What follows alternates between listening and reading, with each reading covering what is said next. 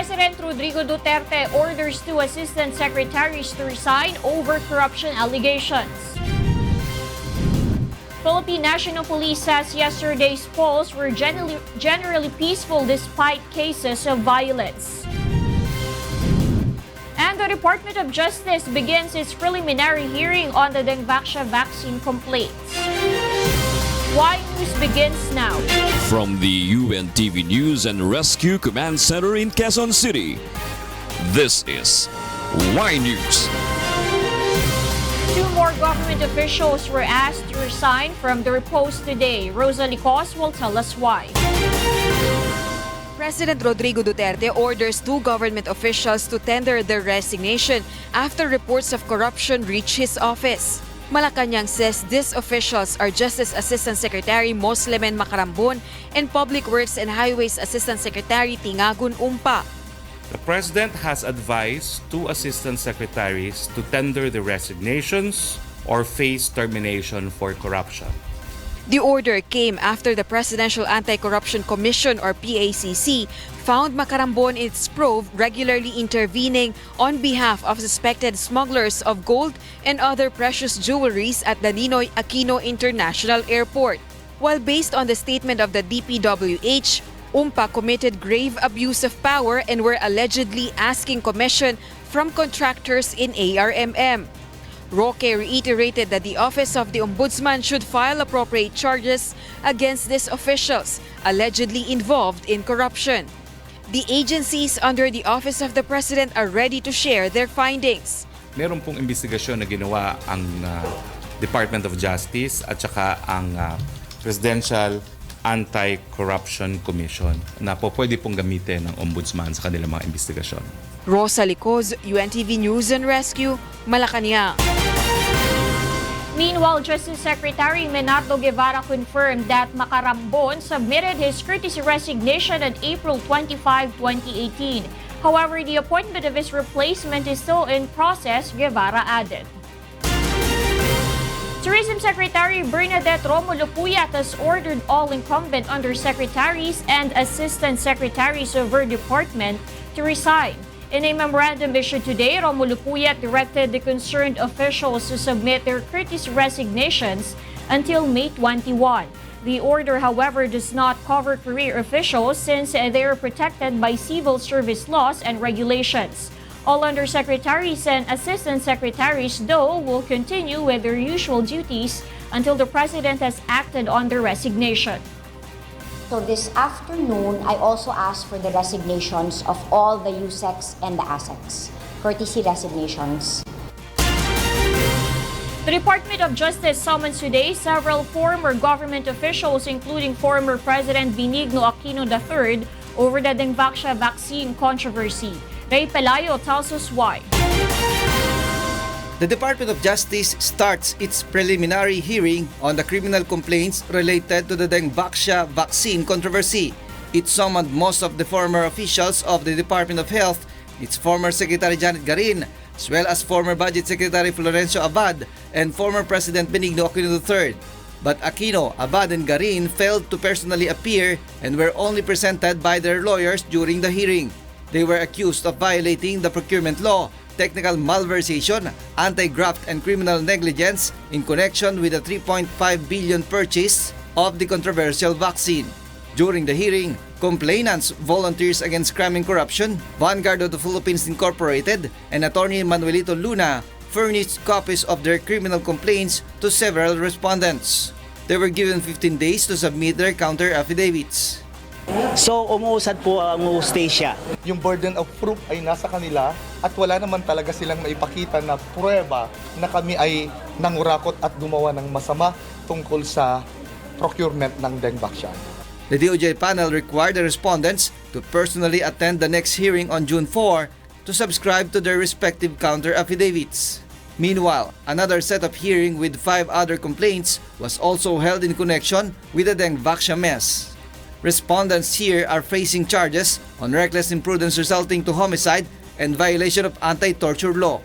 The Public Attorney's Office and parents of children inoculated with Dengvaxia linked the death of their loved ones to the immunization program. Ray Pelayo, UNTV News and Rescue, Manila. The Agoo Police have taken in its custody barangay chairman candidate and another person over the killing of former La Union Congressman Eufranio Erigel. Roderick Mendoza tells us why. The Agoo Police has apprehended 2 suspects in the killing of former La Union Congressman Eufranio Erigel. One of them was aspiring to become a barangay chairman in the recently held local elections. Police Regional Office 1 says Erigel was supporting the candidacy of another barangay chairman candidate, but it was unclear if the suspect ordered the killing or he is among the killers. Erigel and his 2 bodyguards were gunned down in Barangay Capas on May 12 while attending a meeting de Avance. Probably may kulay politika po ito dahil nga kasalukuyang nangangampanya election period. Police has already filed 3 counts of murder against one of the suspects. The Erigel family meanwhile is hoping for the speedy resolution of the case. The Erigel family welcomes this development, but they still call on the authorities to conduct an in-depth investigation to arrest the perpetrators, especially the mastermind. Roderick Mendoza, UNTV, News and Rescue, Philippines. The Philippine National Police consider yesterday's local polls as generally peaceful despite recording several cases of violence. Monokson will tell us why. One was killed, while several others were injured in 8 violent incidents that occurred during the local elections yesterday. As monitored by the Philippine National Police, most of these cases were reported in Maguindanao, South Cotabato, and Lanao del Sur. Since April 14 to May 15, 57 violent incidents were recorded, but only 7 of these were confirmed to be related to the elections. 38 were shooting incidents, ambush, kidnapping, arson, harassment, and illegal detention, while 35 fatalities were reported in the duration of the election period. Of this number, 13 were identified as election-related case. 8 complaints on vote buying were also reported in Cavite, Batangas, Bohol, Tarlac, Taguig, Aklan, Negros Occidental, and Lucena City. While in Mindanao, 1,400 cops acted as Board of Election tellers, replacing teachers who backed out due to death threats. But despite these incidents, the PNP still considers the recent polls as generally peaceful. Nakapagboto yung ating mga kababayan ng maayos, na walang nanakot sa kanila in the previous times. And though the barangay and Sangguniang Kabataan elections were already held, the PNP is still probing candidates included in the narco list. Hindi naman porke nanalo na sila, excuse na sila kung talagang involved sila dito sa illegal na droga. The PNP will remain in full alert until the end of election period on May 21. The Malacanang, meanwhile, thanked the public and congratulated the new local officials. This is the first democratic electoral exercise under the Duterte administration, and we thank everyone for the full support and cooperation in ensuring that the 2018 barangay and Sangguniang Kabataan elections had been relatively peaceful and orderly in all regions of the country. Mon Hokson, UNTV, News and Rescue, Camp Crame. Commotions broke out in several schools in Quezon City last night as votes were being counted. Several candidates and their supporters also blocked the proclamation of a winning barangay candidate. Asher Cadapan Jr. tells us why. The camp of 4 barangay captain candidates of Barangay Alicia and their supporters rushed to the Santo Niño Parochial School last night to protest what they claim as rampant vote buying and poll fraud in the area. They are complaining against Rick Coro, who has the highest number of votes received. The complainants said they could not accept the result of the election. Saan vote buying ang ginawa nila? Just imagine 8-0 sa barangay, 8-0 sa SK. Tama ba yan? 5 kaming naglalaban dito, 4 sa SK. Masyadong napakadumi. Rampant yung naging vote buying nila. Hindi natin paniwala yung resulta. The complainants vowed to file electoral protest and said they will not leave the school until a COMELEC official faces them. They also insist of not allowing any barangay captain candidate to be proclaimed as winner until their concerns are resolved. At past 11 in the evening last night, the tension eased when police and personnel of the Parish Pastoral Council for Responsible Voting or PCCRV arrived to talk with the complainants. Hindi mo pwedeng basta-basta ipa-stop yung canvassing with your power. Kasi you have to finish it kung ano i-declare, and then if you have questions or you have protests, and then you file your protest. Barangay Alicia is one of the 4 areas of concern in Quezon City due to intense political rivalry. 2 teachers who are members of the Board of Canvassers in Judge Juan Luna High School in Barangay Bungad, Quezon City were accused of committing irregularities by some poll watchers. Poll watcher Omar Rosas claims he saw the teachers getting a ballot from a drawer and included it in the poll result counting. Afterwards, Rosas said the teachers returned the ballots to the drawer. The ballots cannot be put inside a drawer because the transparency would be absent already. It should be viewed by everyone, and on the table, it can be on the table, but never inside somewhere not visible to everyone. Nailagay lang daw po niya sa drawer, hindi naman intentional dahil kakain daw po siya. So hindi naman po siguro intentional on the part of the teacher na mandaya. A commotion took place in the Nagkaisang Nayon Elementary School, Quezon City after 5 ballot boxes were allegedly mounted on a COMELEC mobile and brought out of the polling area. Witnesses said the ballot boxes were not yet counted. No one is allowed to bring out of a polling area uncounted ballot boxes. Police Chief Inspector Leo Escad of the QCPD Station 4 said the ballots in question were already counted and were supposed to be brought to the City Hall in accordance with the process. Asher Kadapan Jr., UNTV News and Rescue, Quezon City. The Commission on Elections says the counting of votes across the country is already 94% complete. The poll body also reminds candidates to submit their statement of contributions and expenditures until June 13. Aiko Miguel will tell us why. Based on COMELEC's initial assessment, the counting of votes in the recently concluded Barangay and Sangguniang Kabataan polls is fast, although it is being done manually. The counting of votes in polling precincts is already 94% complete. This afternoon, only 6% of the votes are being counted before ending the official counting in the more than 177,000 clustered precincts across the country. As of 1:50 p.m. nga, 94.01% of all barangay nationwide have been able to proclaim winners for both the barangay and SK elections. Hopefully, by 8 p.m. tonight, tapos na tayo. Once the counting ends, COMELEC will proceed to the monitoring of the Statement of Contributions and Expenditures or SOCEs of candidates of the barangay and SK elections. Both winning and losing bets are required to submit their SOCE until June 13. Candidates need to be reminded that they have 30 days in which to file their Statement of Contributions and Expenditures. Yung SOCE should be personally signed. Ang SOCE has always been to prevent a person from assuming office, not disqualification. The poll body explains even losing candidates will have to submit their SOCE, as it serves as basis in determining if they followed election rules. If they decide to run for public office anew, they can be considered disqualified if they fail to secure a certificate of compliance from COMELEC. Meanwhile, election watchdog NAMFREL said the conduct of the polls this year had been peaceful, although it was postponed twice. We're happy that these elections happened. No, people participated despite certain problems. NAMFREL calls on the public to report to authorities any incident of vote buying in their areas. It explains without any formal complaint filed, those who buy votes will have more courage to do it again. Siguraduhin natin na lahat ng mga reklamo ay may kasamang complainant o may complaint, may naka-documentation na kasama. Pag hindi masyadong malakas yung kaso, hindi magpro-prosper to. So, tatawa-tawa na lang yung mga offenders, COMELEC will release at 8 in the evening tonight its final assessment and voter turnout of barangay and SK polls.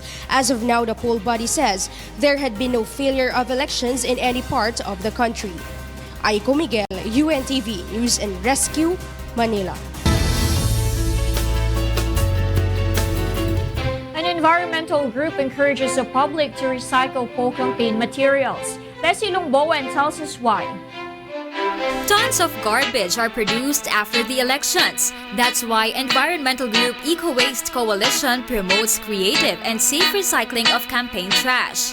The group also reiterates the candidates should know about the Ecological Solid Waste Management Act since they run for positions. Dito nakapaloob yung anti-littering law at dito rin nakapaloob na ang dapat lahat ng materials na ginagamit natin ay maayos na nasa-segregate para mas maayos siya napapangasiwaan, ma-reuse, ma-reduce at ma-recycle. To foster creative recycling, the EcoWaste Coalition featured innovative ways to reuse campaign materials. Flyers and sample ballots can be turned into picture frames, bookmarks, notepads, baskets, wallets, among others. Papers may also be transformed into useful school supplies.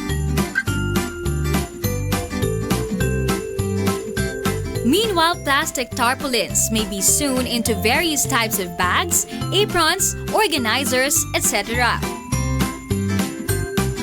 These recycled items may also be sold for additional income, just like Lolit Kalusayan, who benefits from the bags she sells. Nagpapasalamat din po ako sa mga kandidato dahil sila po yung gumagastos, kami po ang nakikinabang. Di ba po? These are just some of the do-it-yourself or DIY items we can benefit from these campaign materials. As what the coalition promotes, it's not waste until it's wasted. Leslie Lomboan, UNTV News and Rescue, Quezon City. The Department of Finance seeks to impose higher taxes on tobacco and alcohol products. Finance Secretary Carlos Dominguez says this is to further protect the public's health while citing better government collection. The Tax Reform Acceleration and Inclusion or TRAIN law mandates that cigarettes be levied 32 pesos and 50 centavos per pack this year. Aside from tobacco, DOF also wants to further increase the excise taxes on alcohol, mining, coal, and casino. Oil companies imposed on Tuesday a big-time price hike after slashing prices last week. The cost of gasoline went up by 1 peso and 10 centavos per liter and diesel by 1 peso and 20 centavos. The price of kerosene rose by 95 centavos per liter. Petron, Shell, Caltex, Sea Oil, Jetty, Phoenix Petroleum, and PTT Philippines adjusted their pump prices today. Senator Laila de Lima is pushing for a legislative inquiry into the rice importation program of the National Food Authority. The lawmaker wants to ensure that it strictly implements the mechanisms that are safeguarded against corruption. De Lima has previously urged the Senate to probe the alleged shortage on NFA's rice buffer stocks. Next on Y News. President Rodrigo Duterte leads the planting of Philippine flag in the Philippine Rise. Y News will be right back. I'm Darlene Basingan. Stay tuned for Angelo Castro III. Good evening. On Y News tonight, President Duterte leads a send-off for 50 scientists who will study the Philippine Rise. Philippines partially lifts ban on deployment of skilled and semi-skilled workers to Kuwait. Minority senators to insist Senate's authority as Impeachment Court over former Supreme Court Chief Justice Maria Lourdes Sereno's case. Good evening, President Rodrigo Duterte orders the lifting of the deployment ban on skilled and semi-skilled Filipino workers to Kuwait. Presidential spokesman Harry Roque says the order came after the memorandum of agreement was signed between the Philippines and Kuwait last Friday for the protection of overseas Filipino workers. The ties between the two countries has normalized following the controversial rescue mission on several OFWs. Roque adds the ban on the deployment of domestic workers to the said Gulf state would eventually be lifted once the recruitment process has been reformed. So there are 20,000 expected po na madideploy ngayon sa Kuwait na skilled and semi-skilled workers. Ang ban po on domestic helpers eventually will be lifted. Hindi ko lang po alam kung kailan at kung ano pa yung mga reformang gagawin ng DOLE. Some senators will insist the authority of the Senate to decide on the impeachment case against former Supreme Court Chief Justice Maria Lourdes Sereno, while Senate President Coco Pimentel says they would have to wait for the Congress move before convening as an impeachment court. Joan Lano will tell us why.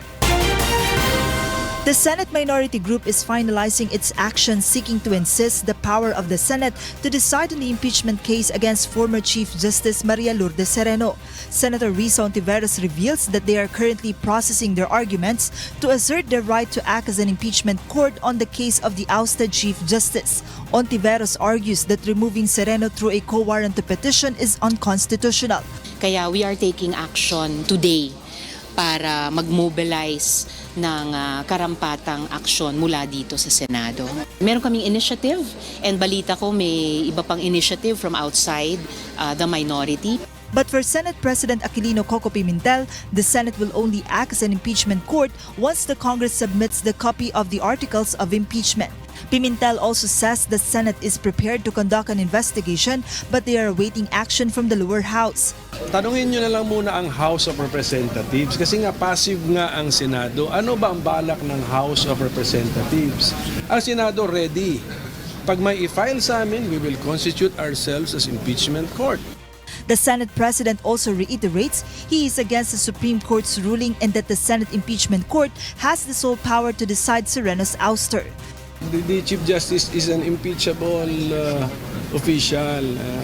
She has been in position for 5 years. So if you want to remove the Chief Justice, you do it through impeachment. Joan Nano, UNTV News and Rescue, Senate of the Philippines.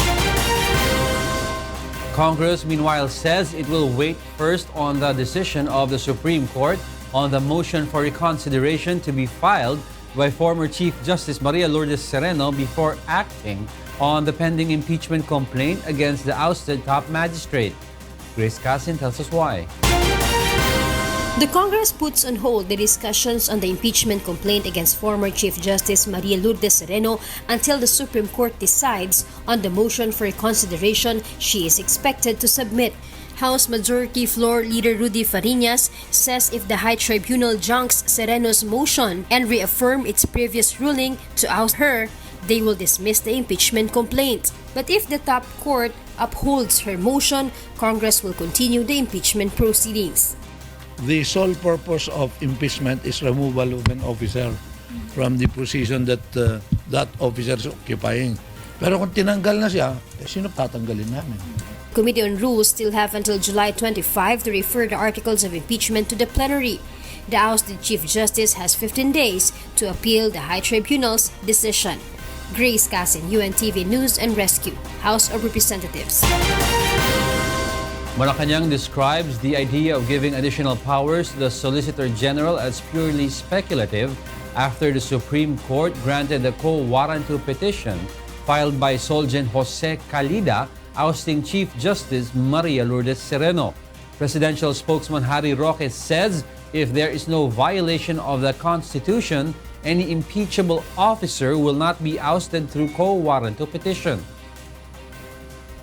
Anyone who violates the constitutional provision stands the risk of being questioned by reason of co-warranto. Pero kung ikaw naman ay hindi lumabag sa saligang batas, edi walang kapangyarihan ng OSG na questioning ka by virtue of a co-warranto. So in the end, it is really the Supreme Court asserting the supremacy of the Constitution. The House Committees on Local Government, Muslim Affairs, and Peace, Reconciliation, and Unity approved today the version of House Speaker Pantaleon Alvarez of the proposed Bangsamoro Basic Law. The said version is also aligned with the version of the Bangsamoro Transition Commission. The bill was first passed at the committee level in April 17 without further amendments. Meanwhile, some members of the committee raised their opposition to what they claim as questionable provisions of the bill. The Bangsamoro Police Director shall not countermand the order of the Chief Minister. This provision distorts the command authority of Camp Crame over the Bangsamoro Police. The committee report will be submitted to the plenary for debate and amendments. President Rodrigo Duterte leads the planting of the Philippine flag in Philippine Rise today. Alongside the activity, the chief executive also declared Philippine Rise as a marine protected area. Nel Marimbuhok will tell us why. President Rodrigo Duterte's chopper landed on the BRP Davao del Sur in Casiguran, Aurora earlier. Upon arrival, the chief executive led the send-off ceremony of the team of Filipino scientists that would conduct marine research in the region and the planting of Philippine flag in the area. In his speech, the president had once again vowed that the government would protect the Philippine territory. Yung right of innocent passage has been lost in time. Di mo na malaman ngayon kung China has started it. Ako gaya-gaya lang rin sa China. Di gawin ko rin. I no longer talk about sovereign or sovereign rights. And I do not make any distinction. Basta mabot yan ng economic zone amin yan. Para wala nang, sabi ko, you have to deal with my soldiers. In line with this, Duterte signed a proclamation that declares Philippine Rise as a marine protected area. The proclamation states that the 50-hectare region is strictly for scientific study only, while fishing in some parts will be controlled. Special Assistant to the President Secretary Christopher Bongo and Presidential son Baste Duterte rode jet ski to symbolize President Rodrigo Duterte's visit to Philippine Rise. Marine scientists from various universities and non-government organizations will conduct research in the region for 6 months. The second flag hoisting in the area is conducted alongside the celebration of the anniversary of the changing of its name from Benham Rise to Philippine Rise. Nel Maribuhok, UNTV News and Rescue, Casiguran, Aurora. Moscow has begun its soccer-themed events with exactly 1 month remaining until the 2018 FIFA World Cup. Meanwhile, Roger Federer is back at number 1 at the ATP rankings. Aaron Romero will tell us why. In tennis, Roger Federer is back to the top as the Spaniard replaced Rafael Nadal as world number 1 in the latest ATP rankings.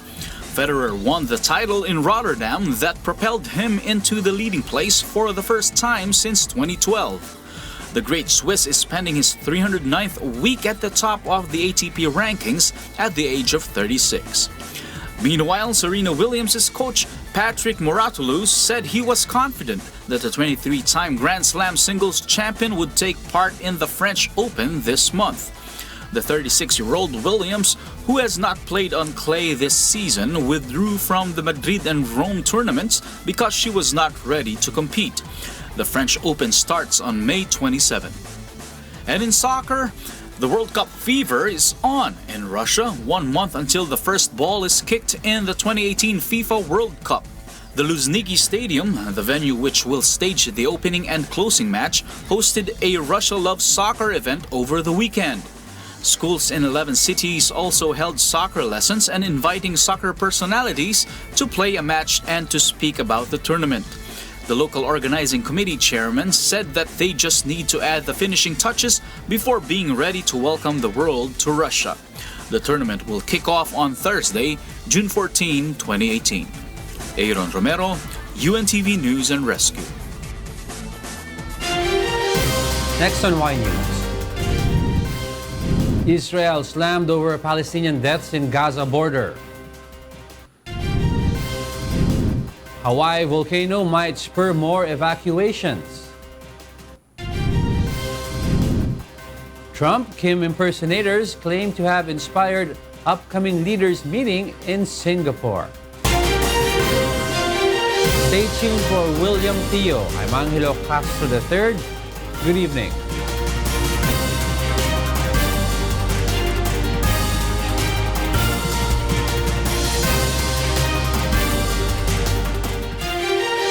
Good evening. Here are the headlines on Y News Tonight. President Rodrigo Duterte orders 2 officials to resign over corruption allegations. Malacanang identified the officials as Justice Assistant Secretary Maslemen Macarambon and Public Works and Highways Assistant Secretary Tindagin Umpa.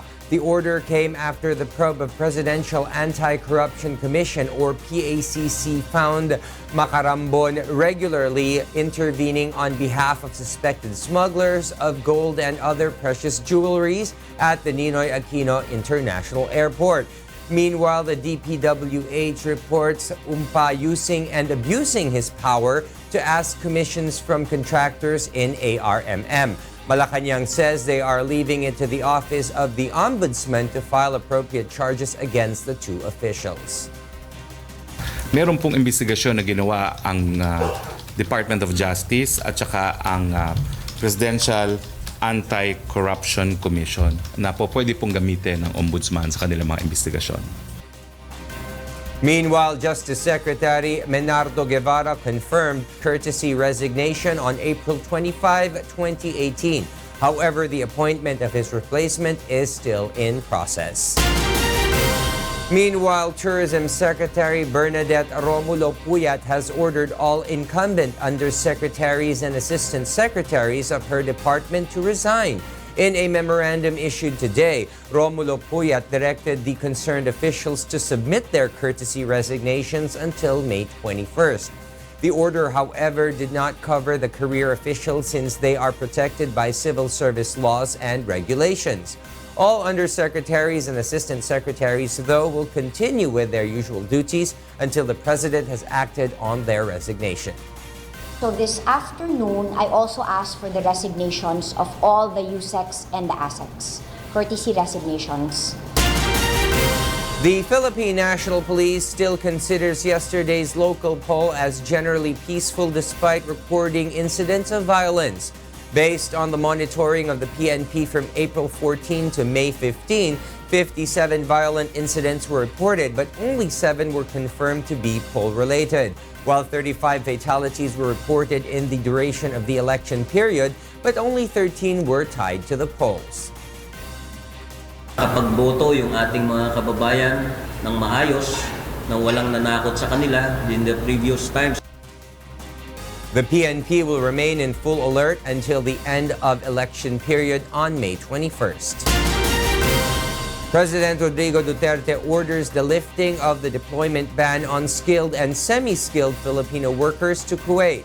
Presidential spokesman Harry Roque says the order came after the memorandum of agreement was signed between the Philippines and Kuwait last Friday for the protection of overseas Filipino workers or OFWs. The ties between the two countries has normalized following the controversial rescue mission on several OFWs. Roque adds the ban on the deployment of domestic workers to the said Gulf state would eventually be lifted once the recruitment process has been reformed. So there are 20,000 expected po na madideploy ngayon sa Kuwait na skilled and semi-skilled workers. Ang ban po on domestic helpers eventually will be lifted.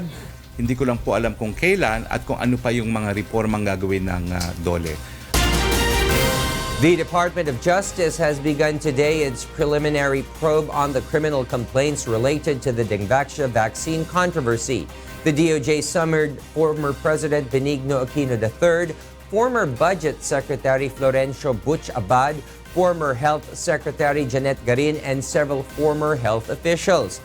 But Aquino, as well as Abad and Garin, failed to personally attend the hearing. They were accused of violating the procurement law, anti-graft, and criminal negligence and technical malversation in connection with the 3.5 billion peso purchase of the controversial vaccine. The DOJ panel gave them 15 days to submit their counter affidavits and required them to personally attend the next hearing on June 4. The Senate Minority Group is finalizing its action seeking to insist the power of the Senate to decide on the impeachment case against former Supreme Court Chief Justice Maria Lourdes Sereno. Senator Risa Ontiveros argues that removing Sereno through a quo warranto petition is unconstitutional, while Senate President Aquilino Coco Pimentel says the Senate will only act as an impeachment court once the Congress submits the copy of the articles of impeachment. He also believes that the Senate impeachment court has the sole power to decide Sereno's ouster. the Chief Justice is an impeachable official. She has been in position for 5 years. So if you want to remove the Chief Justice, you do it through impeachment.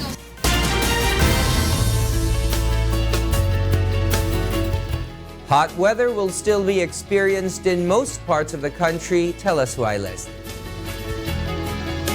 Yes, William, stay hydrated as hot weather continues to prevail throughout the country. Ridge of high pressure area is affecting northern Luzon. Meanwhile, easterlies continue to affect the rest of the country. Metro Manila and the rest of the country will experience partly cloudy to cloudy skies with isolated rain showers.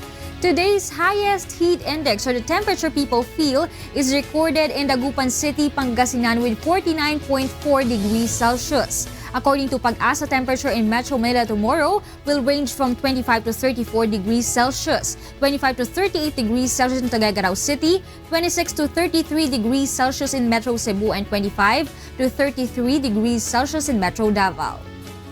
Tomorrow, the sun is expected to rise at 5:28 in the morning. That's weather forecast. Back to you, William. Thank you very much, Leslie Longbowen from the UNTV Weather Center.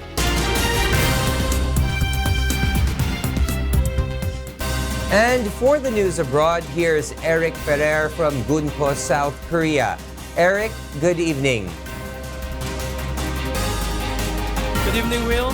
Turkey's president has slammed Israel after a violent protest on the Gaza border, while the United States blames the Palestinian Islamic group Hamas over the deadly incident. Maylene Soriano tells us why.